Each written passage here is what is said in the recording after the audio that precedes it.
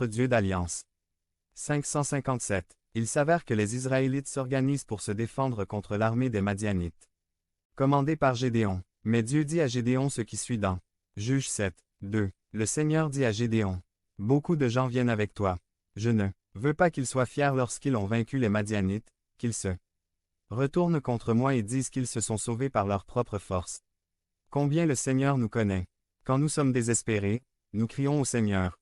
Mais quand il nous sauve, nous commençons à réclamer les applaudissements pour nous-mêmes et, par ingratitude, nous usurpons la gloire que seul le Seigneur mérite. Nous avons commencé à penser que c'était à cause de notre sagacité, de notre intelligence, de nos relations, de nos ressources, bref, de notre force. Et rien ne pourrait être plus éloigné de la vérité. Le Seigneur prit donc des mesures pour qu'il n'y ait aucun doute quant à savoir qui sauvait Israël. Premièrement, il dit à Gédéon de permettre à tous ceux qui avaient peur d'aller au combat de rentrer chez eux. Et 22 000 hommes sont partis, n'en laissant que 10 000. Mais Dieu lui a dit qu'il y en a encore beaucoup. Je ne peux pas imaginer ce que pensait Gédéon dans tout cela, voyant à quel point il se retrouvait avec de moins en moins de troupes. Ensuite, Dieu lui a demandé d'emmener l'armée boire de l'eau et, en fonction de la posture corporelle qu'il prenait en buvant de l'eau, il sélectionnerait l'armée finale. Et ceux qui ont été sélectionnés n'étaient que 300 hommes, le reste a été renvoyé chez eux. Et avec ces 300 hommes, Dieu fit fuir les Madianites terrorisés. Pas un seul de ces 300 hommes n'est mort, et ils n'ont pas eu à prendre l'épée.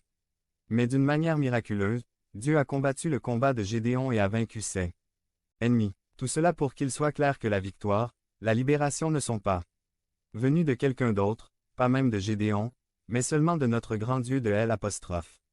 Alliance, à qui est la gloire pour toujours.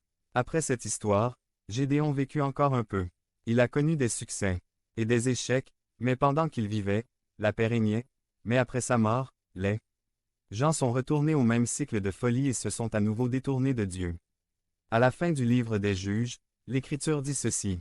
Juges 21, 25. À cette époque-là, il n'y avait pas de roi en Israël. Chacun faisait ce qui lui semblait le mieux. Il n'y avait personne pour conduire le peuple, il n'y avait personne pour sauver le peuple, il n'y avait personne pour conduire le peuple sur le chemin du Seigneur. Le roi n'était pas arrivé. Le roi qui gagnerait nos batailles, qui nous libérerait définitivement de l'oppression de nos ennemis, n'était pas encore arrivé. Le Nouveau Testament nous montre clairement que le grand roi dont le peuple de Dieu a besoin est le Seigneur Jésus-Christ. Jésus-Christ est le plein accomplissement de toutes les attentes, promesses et prophéties du grand roi promis. Dieu était si déterminé à accomplir ses promesses que la deuxième personne de la Trinité est devenue homme et a habité parmi nous. Et nous avons vu sa gloire, gloire d'être le seul engendré du Père, pleine de grâce et de vérité. Et étant Dieu, il ne s'est pas accroché à cela mais s'est fait homme et s'est donné pour nous sur la croix pour payer le prix de notre réconciliation, et est ressuscité le troisième jour pour être Seigneur, est monté au ciel et de là viendra juger, vivant et mort. Devant lui, tout genou fléchira au ciel, sur la terre et sous la terre, et toute langue confessera que Jésus-Christ est le Seigneur. De la gloire de Dieu le Père. Par sa vie, sa mort et sa résurrection, Jésus-Christ nous a fait un avec le Père, compensant toutes nos lacunes, incapacités et limitations causées par nos péchés. C'est la grande œuvre de rédemption de Dieu accomplie dans la vie, la personne et l'œuvre de Jésus-Christ. Comme nous le voyons, Gédéon et tous les juges n'auraient pas pu apporter grand-chose, ils étaient comme vous et moi, des vases d'argile. Bien qu'on puisse se souvenir d'eux comme de héros de la foi, en fin de compte, le véritable héros est notre